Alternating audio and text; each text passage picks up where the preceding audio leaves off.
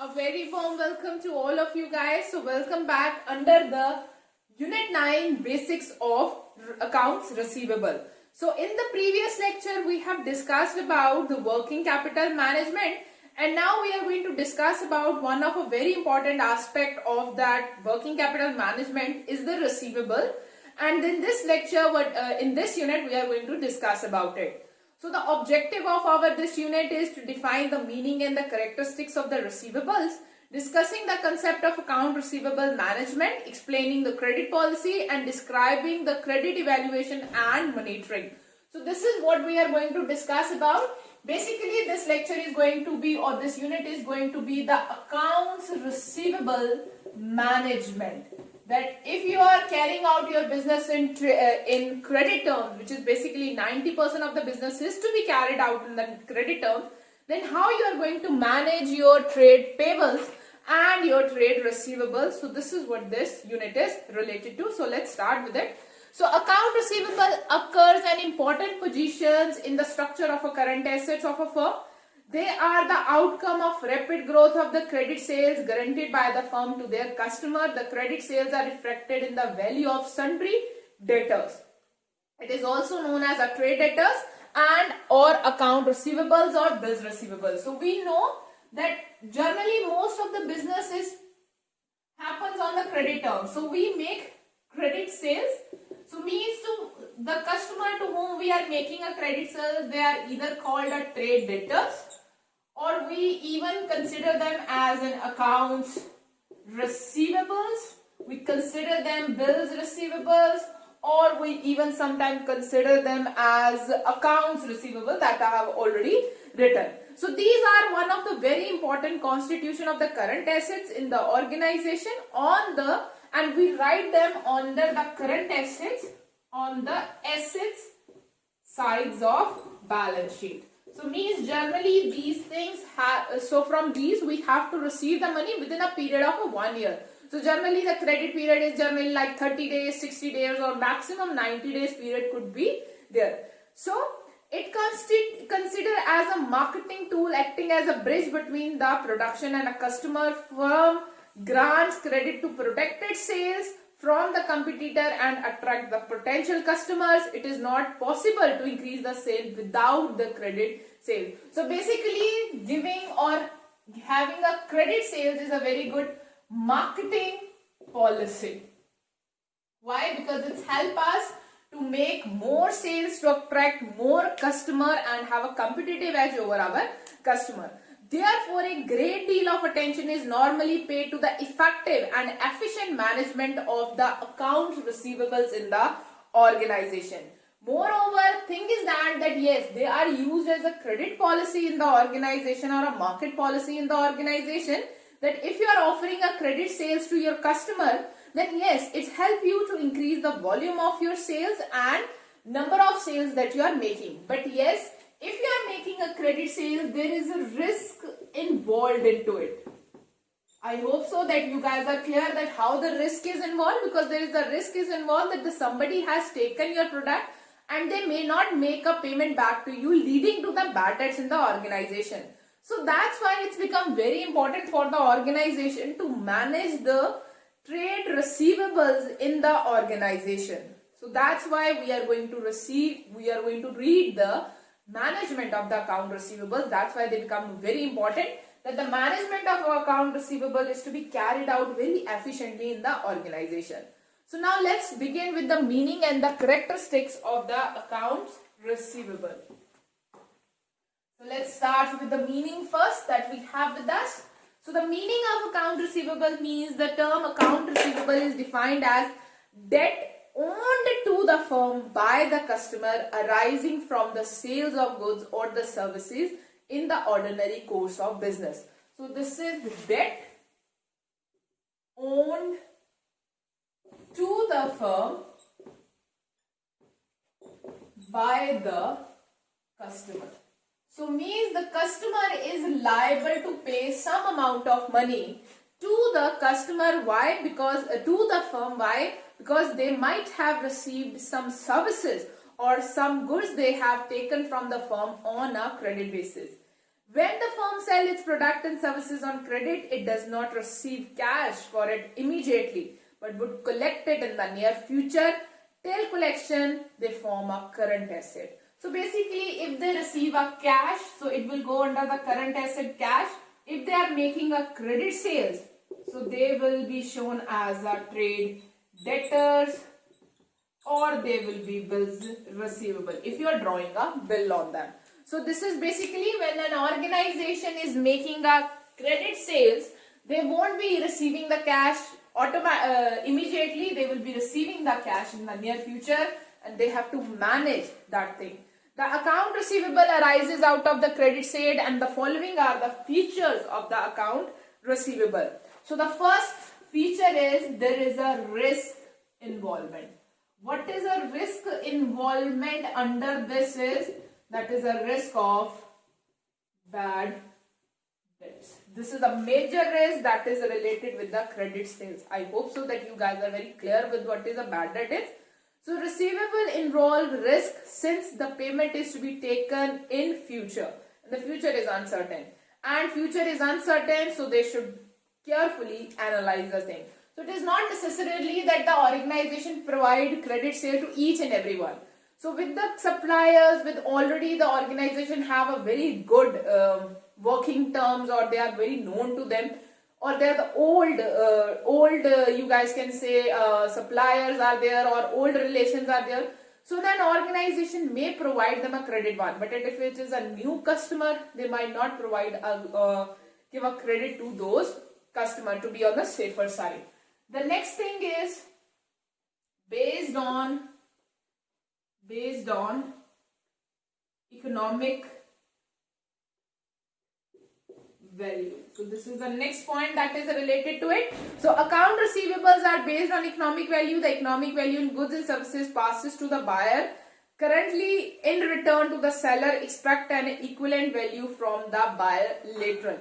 So basically, it is involved on the economic value, that how much value of goods, or you guys can say services provided, and how much value will be received. So that is the basis of the receivable. For example, what is that based on economic value? I am providing you a goods and services of 50,000 rupees.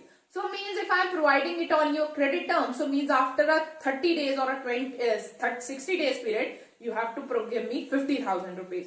So this is what it is. It is based on the economic value. And the third one is implies futurity. So it is based on the future. Buyer will make a cash payment of the goods and services received by him in the future period. That is generally a credit period. So it is based on the future. It is the risk involvement because there is a risk of bad debt is there. It is based on economic value, that how much worth of goods and services are provided. That much amount of money will be received back, and it implies or related to future because money is to be received in the future. So I hope so that you guys are clear what are the characteristics of the receivables are there. So the next thing that we have to study now is the concepts of account receivable management. So now we are very clear what is an account receivable is. Now how we are going to manage them. So now we have two accounts receivable management that we have to discuss. So account receivable management means making decision related to the investment in current assets as an integral part of operating process. The objective of account receivable management is to maximize the return on the investment in receivable. In other words, the account receivable management involves maintenance of receivables at the optimum level. The degree of credit sale is to be made and the debtors collection. So basically we know in the last chapter we have discussed about spontaneous financing. In the spontaneous financing we have discussed about that this financing of working capital management is related to that there is some kind of financing that is available to the firm from the business operation, in its own business operation, in the form of credit sales, or you guys can say trade policies. if you're getting credit sales or you are making outstanding expenses are there. So according to it, what will happen is that you get a chance to avail the credit period, so you can delay your payment, and because of it you can manage your working capital. So this management, because in this sources of fund there is no cost is available, so it's provide benefit to you. It's you can use this spontaneous financing to ultimately attain the objective of wealth maximization of shareholders. So this wealth maximization is also related to the management of the working capital, which is now management of working capital, or one of its major part, that is the management of account receivable, which is the main thing related to it. So when we discuss about the management of the account receivable, it is related to maintaining the optimum level, that how much level of account receivable you should have, then degree of credit sales, how much credit sales you are going to make, and then the collection. So these are the things that you have to make in or consider while managing your accounts receivable, that what will be the optimum level, that how much amount of the account receivables or trade debtors you are going to have in the organization for a particular period. Then you are going to consider what is the degree of credit sales you are going to make in that period, and then the collection, that how you are going to make the collection, or what will be the collection procedure, or what will be the collection period. So these are the things which is to be managed under the accounts receivable management. So now let's discuss the objectives. What are the objectives? Why we have to do the accounts receivable management? The first one is maximizing the value of the firm. So first one is related to maximizing value of firm. So this is the first thing that is related to it. So the basic objective of debtor management is to maximize the value of the firm by achieving the trade-off between liquidity and risk. So how you can maximize? By having a trade-off between liquidity and return, or you guys can say risk. Obviously, if you are making a credit sales, so somewhere your liquidity is getting impacted. You are not receiving the money right now, you are receiving it in the future. So you have to plan your trade receivables in this way that you are continuously collecting a cash from them also. But sometimes there could be problem also that some of the people may backfire, they lead to bad debt. So you have to maintain that. The main purpose of receive management is minimizing the risk that is involved in the bad debts, and not maximization of order. The effective management of receivable expands sales by retaining old customer and attracting the new customer. So how you trade off between these things? This trade off can be carried out because you are offering a credit sales. So you will be able to attract and continue to maintain your old customer, and will be able to attract the new customer. So you can increase your sales volume. But while you're increasing your sales volume, you have to be considered that up to what level you will be giving a credit sales to, how you will be making a credit sale to a what person, and a what period, up to what period you will be providing a credit period or allowing a credit period to the customer, so that you can maintain, you can minimize the risk that is involved in the credit sales, and you can manage your accounts receivable. Next objective that is related to it is optimum investment. That is the next thing. Optimum investment, that is related to that how much amount of credit sales that you are going to make. Credit sale expand that they involve block of funds. So if you talk about the credit sale, this is a blocking of fund because you have provided the goods but you have not received the cash for that. They have an opportunity cost which can be reduced by optimum investment in the receivable. Obviously, if you are making a credit sale, this is going to have an opportunity cost. You might have received the cash right now, but you might be making a lesser sales because of that. But if you receive the sales, if you make the sales or receive the cash right now, you might invest it somewhere else. So you might get the interest from there, or you might attain something from there also. So there is an opportunity cost is related to it. So providing a liberal credit increase sales, consequently profit will increase, but increase investment in receivable result in increased cost. So means they are saying that if you keep on increasing, if you're only making a credit sales, no doubt your sales will increase, your profit will increase. But with the increase in credit sales or in giving more credit to the customer, your risk will also increase. So in considering the opportunity cost in the mind, you have to maintain that up to this level only the credit will be allowed. And the third is control. Third is control and cost of trade credit. Where there are no credit sales, there will be no trade cost or credit cost. But credit sales increases the profit if the possible only when the firm is able to keep the cost minimum. These costs are discussed below. So basically there are some costs related to cost of control of cost related to trade credit. So means if you are making a credit sales, so there is some cost that is related to these credit sales. So these costs will be discussed below that we are going to discuss now further. So there are some costs. If you are, it's not like this. They are free of cost. If you are providing a credit sales, if you are making a credit sales, providing a credit period to the customer, so they are of free of cost. No, they are not free of cost. There is some kind of cost that is involved with it, that a customer or a firm has to incur to providing a credit sales. So let's discuss these costs which is to be considered while maintaining the accounts receivable or managing the accounts receivable in the organization. So let's start with it. The cost of account receivable management. Accounts receivable management cost that is to be incurred while you are managing the accounts receivable. So management of account receivable is not at all free. The following are the main costs that is associated with it.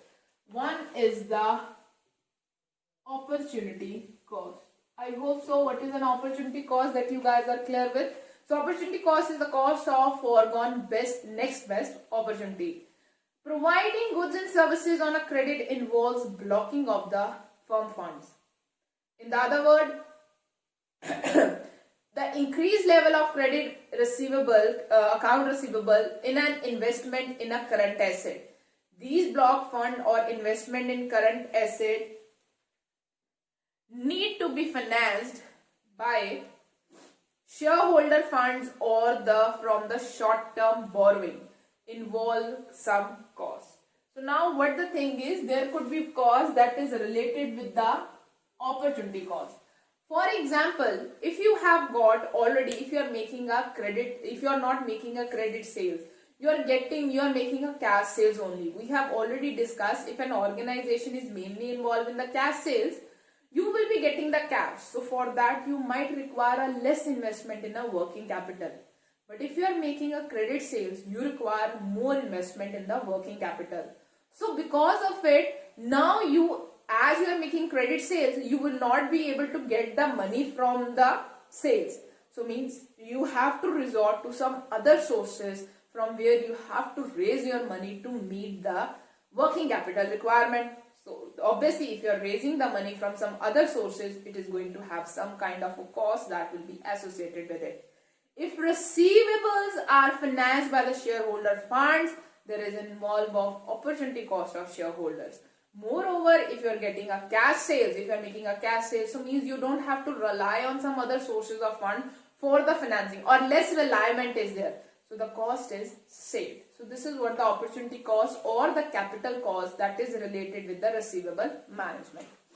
Next cost is related to is collection cost. The next cost that is related to it is collection cost.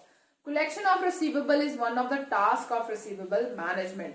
Collection costs are those costs that are incurred in collection of the debt from the customers to whom the credit sales has been guaranteed. The collection cost may include staff, records, stationery costs, postage costs, telephone costs.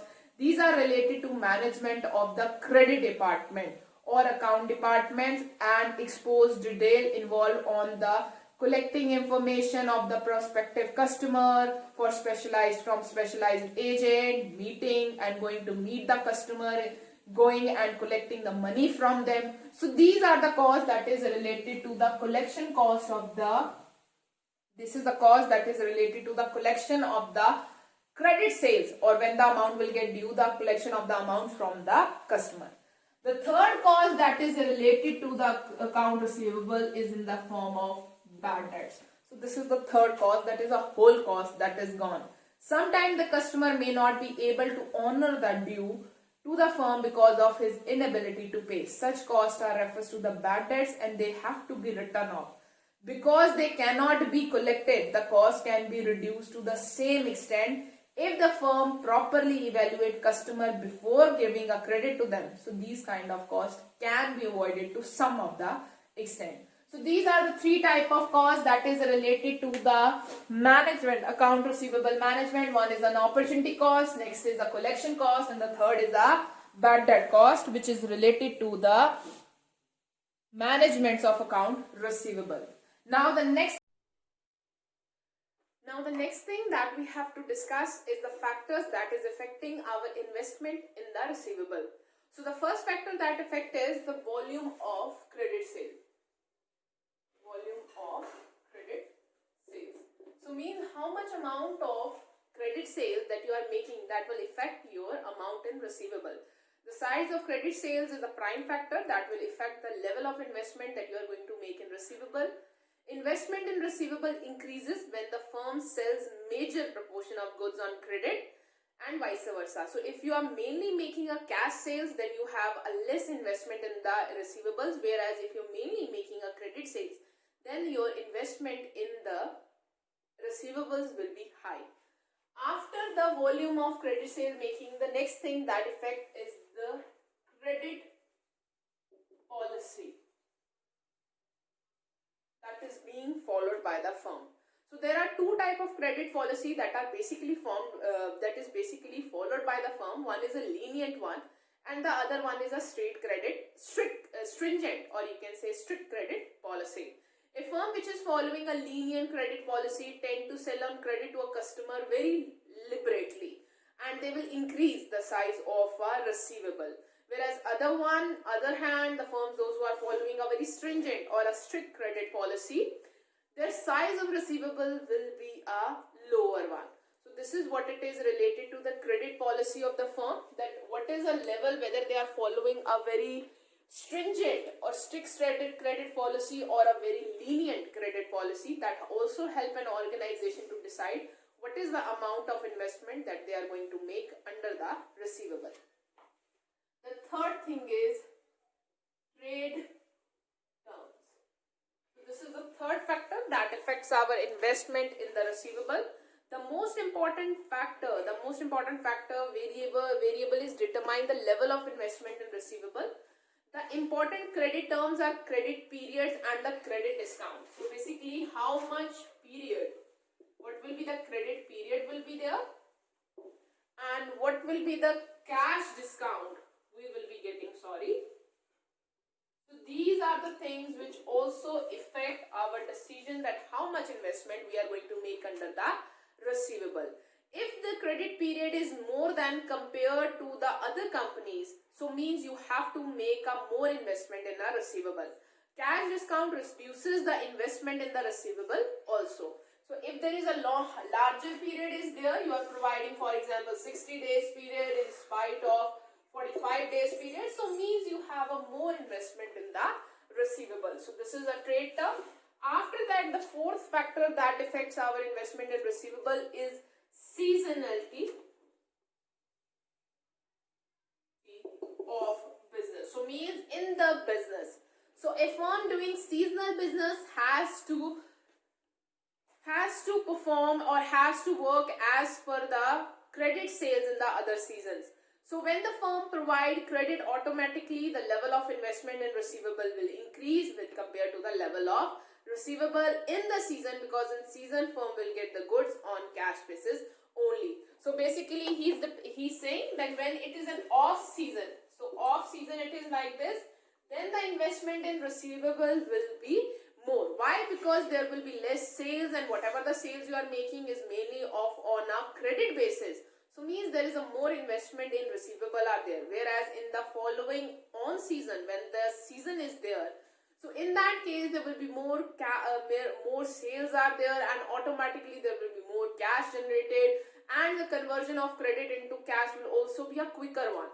So that's why in that time we require a lesser investment in the seasonal and the time of season in the receivable. After that we are following what collection policy we are following. So the collection policy is needed because all the customer do not pay the firm's bill on time. So if you are following a very liberal collection policy, so that means you require more investment in the receivable. But if a firm is following a very stringent or a very strict collection policy, then it will reduce the investment in the receivable. So it will also reduce the future sales. So therefore a collection policy should aim to quite a balance between our receivable, so that there should not be a more investment in the receivable. So therefore the collection policy should aim to accelerate collecting the cash flow from the slow payer and reducing the bad debt also. So that is what it is related to collection policy, that whether they are following a strict collection policy or it is a lenient collection policy. So according to that, our investment in the trade receivable will be there. Then after that we have is a bill discounting and endorsement. So bill discounting and endorsement of the bill to the third party will also affect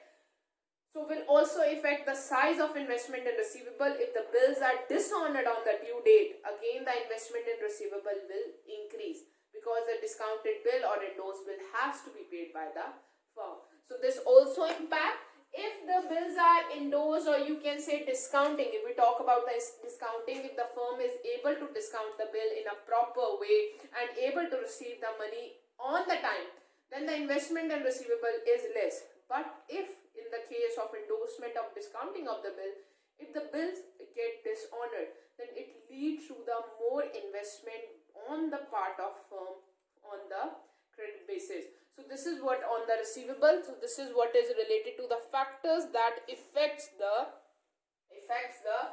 investment in the receivable. So now after this, the next thing that we have to discuss today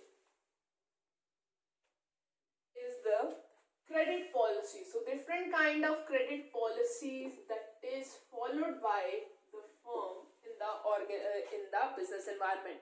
So the credit policy means a firm credit policy regarding to its credit standards, credit period, cash discounts and collection procedure. So the credit policy is basically the policies related to the credit period, that up to which period you will be providing the credit. For example, you are providing for 30 days, you are providing for 60 days, you are providing for 45 days. Then your credit standards. What is your credit standards are? How much cash discount you are going to provide. This cash discount is basically provided to promote the quick payment, and what will be your collection policies. So what will be your collection policies or procedure that you are going to follow. So on the basis of these all things, that there are mainly two type of policies are there. One is a lenient policy and the other one is a stringent policy. So on the basis of all these things, the kind of policy that is mainly followed are two types.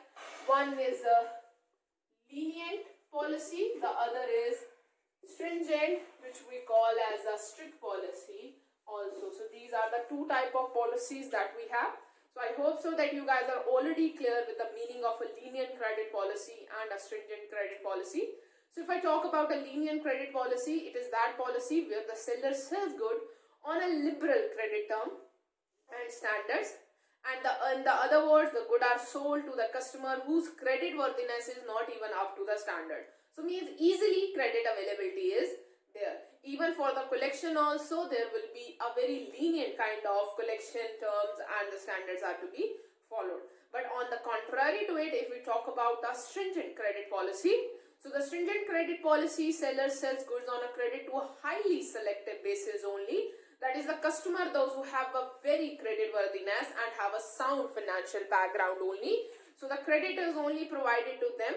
So these are the things which is related to the different kind of credit policy that we have with us. I hope so that you guys are clear with it, that what are the different kind of credit policies we have. One is a lenient one and the other one is a stringent one.